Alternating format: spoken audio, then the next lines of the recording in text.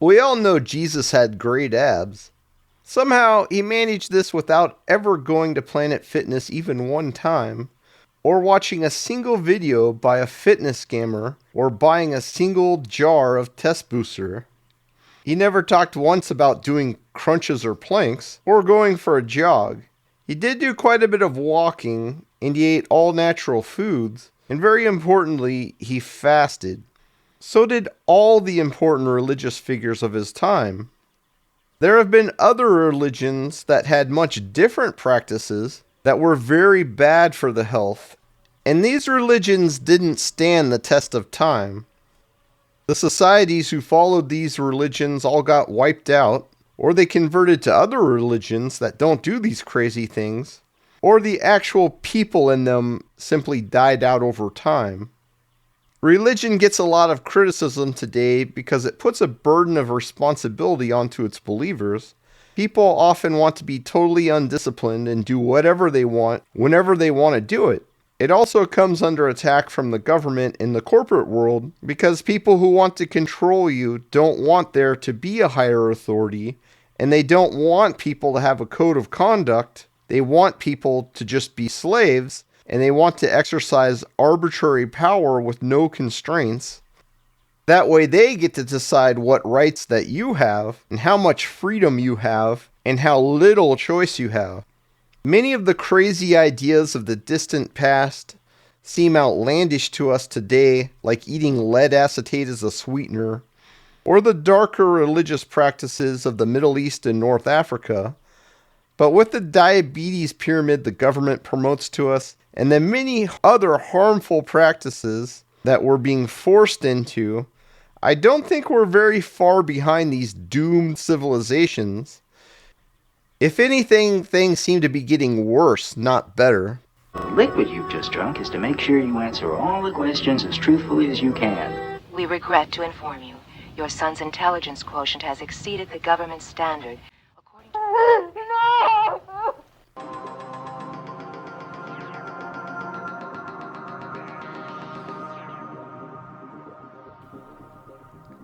Originally in Hebrew, the word for fasting and the word for prayer were one and the same. It was simply assumed that praying and fasting went together, and it was also a fast from all worldly distractions, not just food. A dopamine fast, as I have heard it called today. In the King James Bible, Mark 9:29, Jesus says about demons possessing a man, this kind can come out only through prayer and fasting. In later translations, they often leave out the fasting part, which makes no sense because they already prayed to try and get the demons out and failed. This illustrates how things can change over time, and how they are sensitive to the cultural context of the time, and unfortunately these changes are often to the worse. Most people today just can't imagine the concept that fasting has always been a part of the human condition.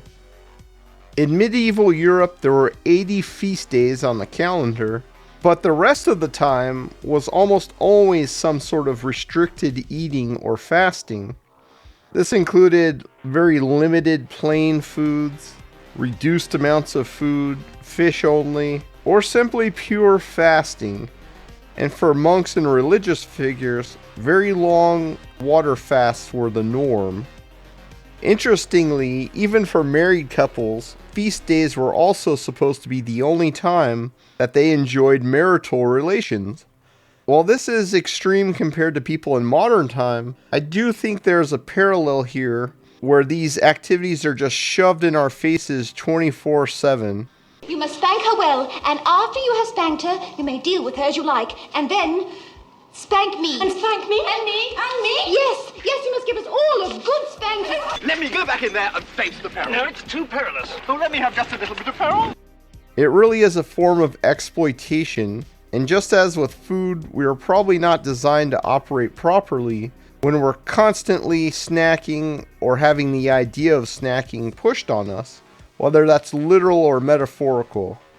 The Carnival festival was the last time that Europeans could cut loose and feast before Lent, which is celebrated as Mardi Gras in South America. Lent is a 40-day period of piety, grieving, sacrifice, and fasting. This is based on the 40 days of prayer and fasting of Moses, followed for Christians by the celebration of the resurrection on Easter. Even today, some Christians will fast for the entire 40-day period, but this was much more common in medieval times, as many monks would also do this, and so would many priests, and so would many people simply wanting to have a time where they grew closer to God, or if they were in grieving for a lost loved one, or if they had someone off away in a war somewhere. It's actually fascinating to me how much fasting and food restriction occurred in Europe. I have to think that part of this was to simply ensure there was enough high quality food to go around through the winter, and Lent comes right before spring starts. So basically, right at the end of winter and beginning of spring, you have this period where people are just eating a very limited amount of stuff and very small quantities. So that's really going to help with rationing things out for the whole population. Now, someone made a pedantic tirade on one of my videos saying I was wrong about the world being in an ice age for 1,000,000+ years and the whole world wasn't covered in ice. First off, I never said the whole world was covered in ice, and I don't appreciate people putting words in my mouth. But even where I live, which is known for being warm, it's winter right now, and let me tell you, the winter is quite brutal, and the idea you could scavenge some berries to survive year-round is just beyond ridiculous. And the whole world in Paleolithic times was much worse than it is here. The Out of Africa tale of human origins is not based on science, and the anthropologist who promoted it was not a real scientist, and he didn't believe in evolution at all. He did not believe in natural adaptation, and he openly stated this. Regardless, it's important to realize that the local climates are much different today. Millions of years ago, the world was much warmer, but until very recently, the world has been much cooler than it is today, and it has been for a long, long time. We've also measured exactly what people ate in prehistoric times because we can use isotopes within the bones to actually look and see how much meat they ate and how much plant matter they ate. And they always ate almost 100% animal products. Now, they did eat anything they could get their hands on, and we find that in their tooth calculus and in artifacts and so on. But it's shocking how much meat they ate. It was much more than I would have actually expected. They even ate more meat when you compared them to wolves and foxes and other predators. This was also true of the Greeks in the classical era, and it was also true of Asia, true of Africa, and true of everywhere. This is the natural human diet from the dawn of time, and also the norm long after agriculture was discovered. So don't think you need to worry much about your ancestry.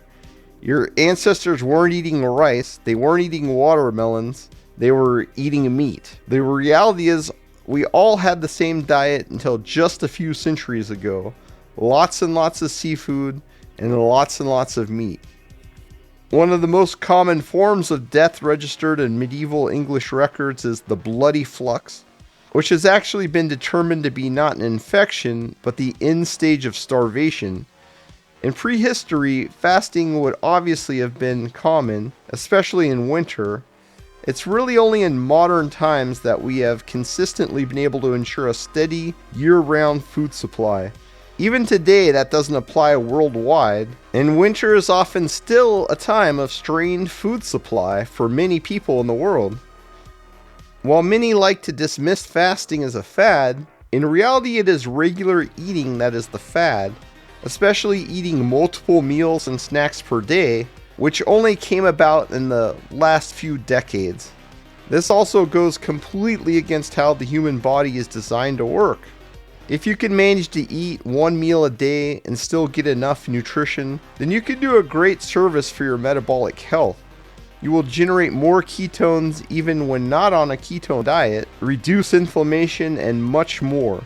You'll also tend to eat less total food and get leaner over time, while being much less hungry. Your immune system will also be much more activated, As every single time you eat, this causes an overgrowth of gut bacteria, and your immune system has to repel this and keep it from invading your body and destroying it.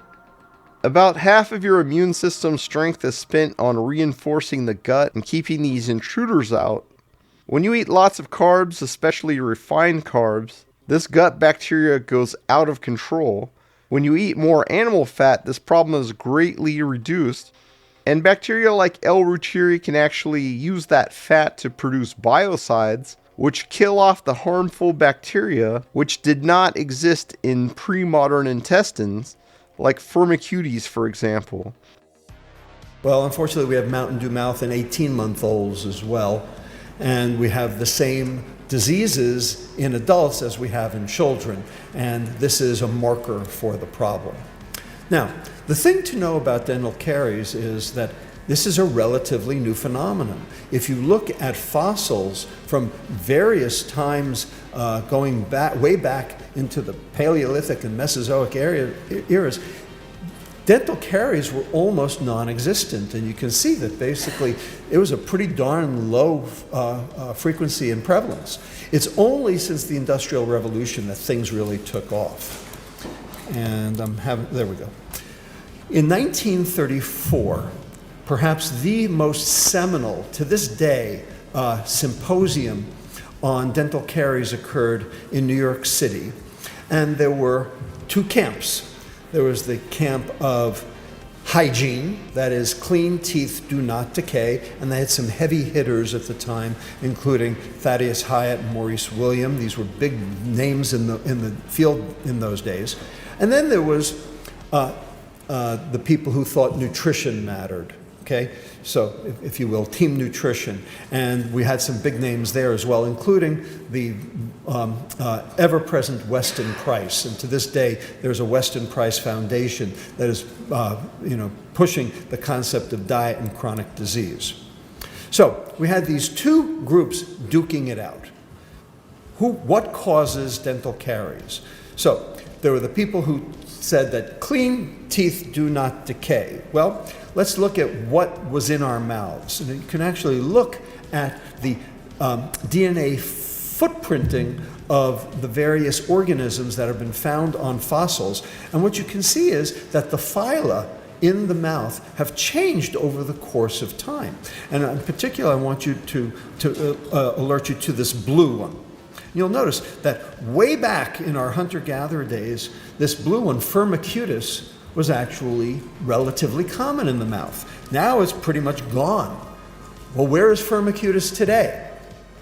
It's in our intestine, and it's actually one of the bad guys in terms of making cytokines that drive chronic metabolic disease. When we talk about the microbiome, when we talk about the bad bacteria, we're mostly talking about Firmicutes. Well, it used to be a denizen of our mouths, and now it's a denizen of our intestines. It got chased down there.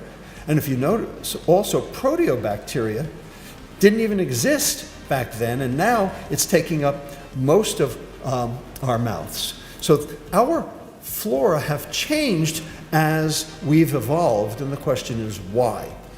In particular, this guy over here in purple has been a major, major thorn in dentists' side. He is known as strep mutans, and this is the primary driver of dental caries. But it wasn't even part of our mouths. So if you look at bacterial diversity in the mouth, you'll notice that it was relatively constant all the way through, and it's only from medieval to modern times that bacterial diversity has actually gone down as strep mutans over here has made its ugly presence felt. While SIBO is promoted as growth of helpful bacteria from the colon overrunning the small intestine, this is not the case at all. It is different, harmful bacteria that don't belong in the human gut at all. It's also incorrect that eating fiber will increase the butyrate in the gut, which will have health benefits. In reality, while breaking down fiber can create some butyrate, it actually soaks up even more butyrate from the areas around it and actually makes your short-chain fatty acid profile worse. It's also the case that butyrate is a small minority of the short-chain fatty acids produced in the gut, which is hardly ever mentioned by any of the people who promote it. Acetic acid or vinegar is the main short-chain fatty acid of the gut, and the more you have in your microbiome, the healthier it will be. Again, this tends to be produced more in your gut when you eat a lower carb diet, while those eating the typical modern diet of bread and other grains produce more propionate.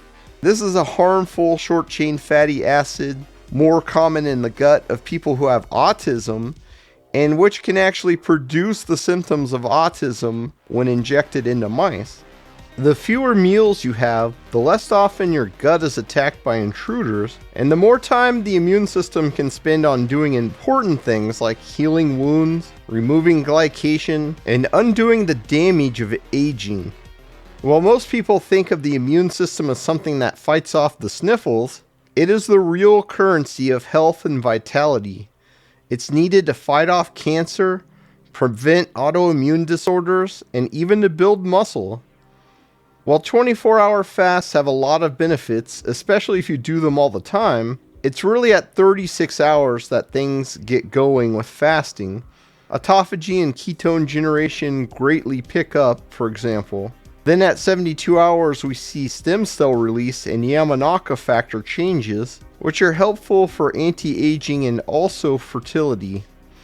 Another way society promotes an unnatural and unhealthy life is through discouraging early marriage and childbirth, especially in the news and entertainment media, which mainly exist to promote corporate agendas.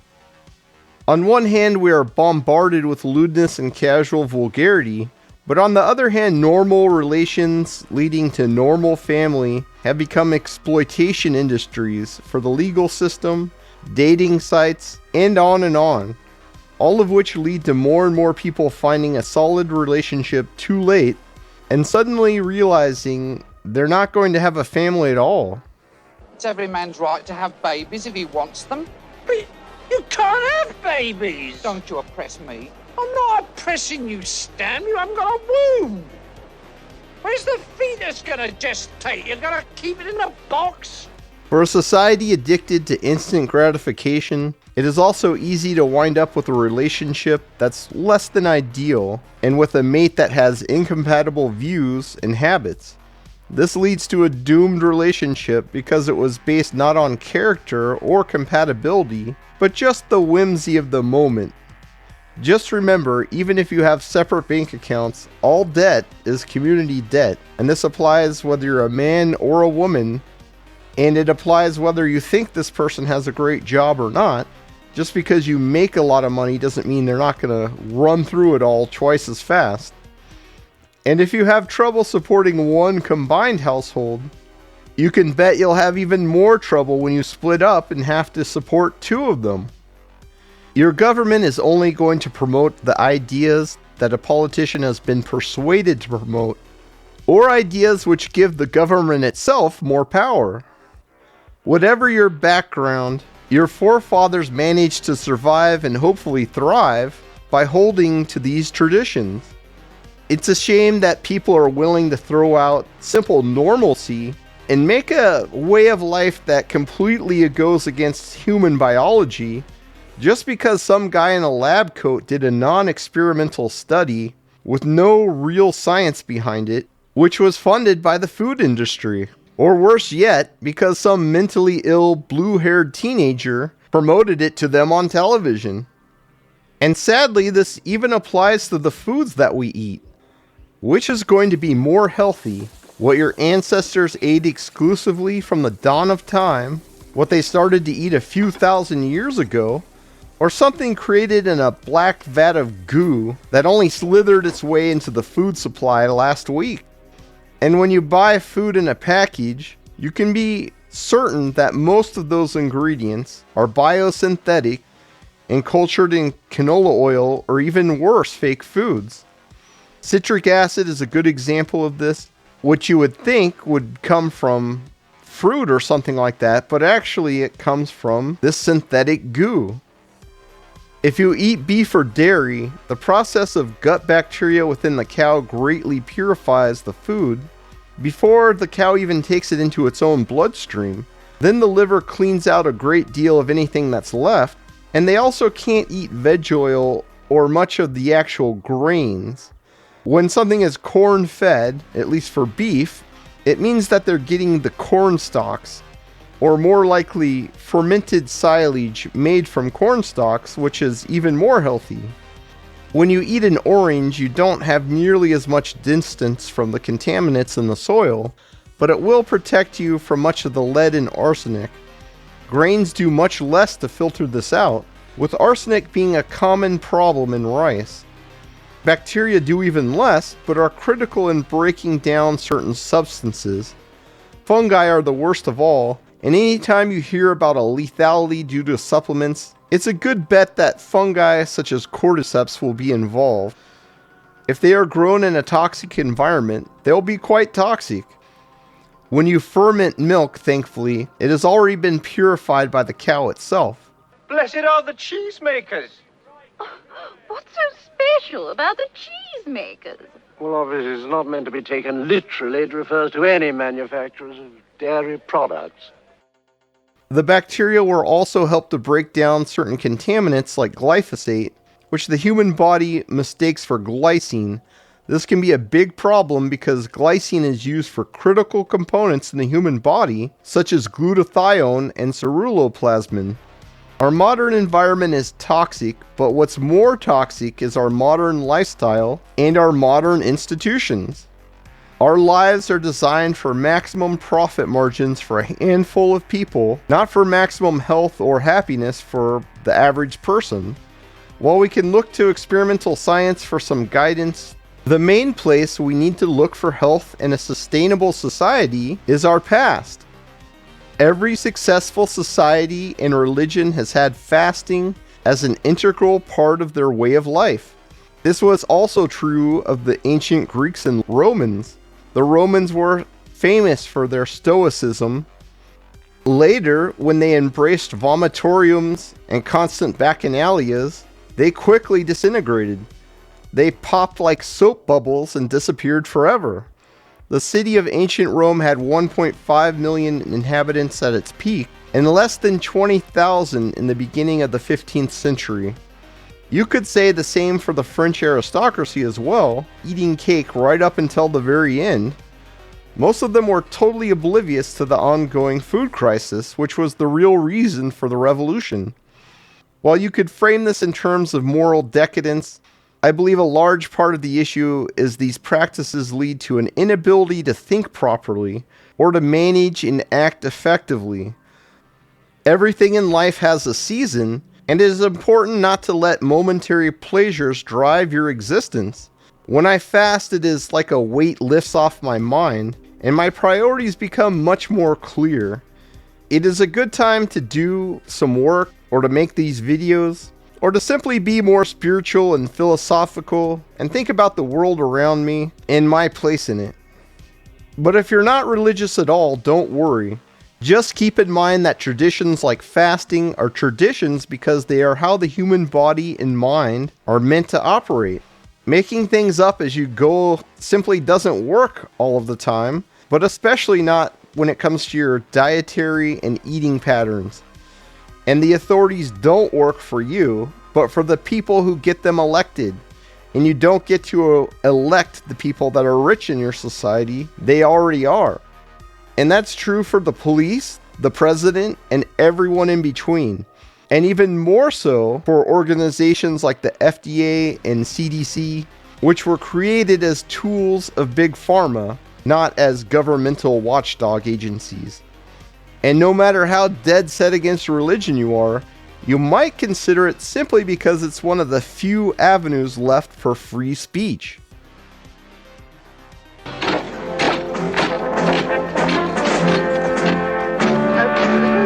To them only shall be given... Shall be given what? Oh, nothing. Hey, what were you going to say? Nothing.